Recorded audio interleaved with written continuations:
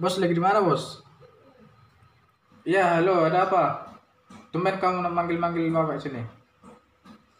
Halo bos, kita boleh jumpa gak bos di tempat biasa? Aduh, bodoh kali kau. Kau tahu ini musim apa? Musim corona goblok. Oh iya, lupa.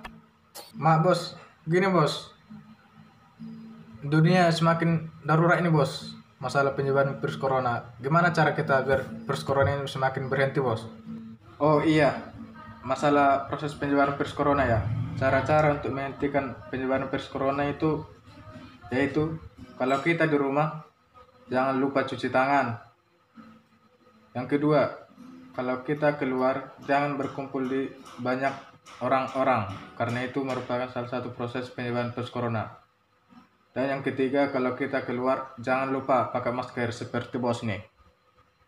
Dan yang keempat itu makan makanan yang bergizi. Oke, kamu mengerti?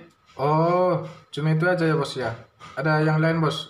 Iya, cuma itu aja. Baru taati aturan dari pemerintah. Kalau kamu nggak menaati itu, lebih baik kau mati aja goblok. Oh, iya iya. Makasih ya bos ya. Memang bosku ini walaupun dia kasar dari Medan tapi peduli sama anggotanya.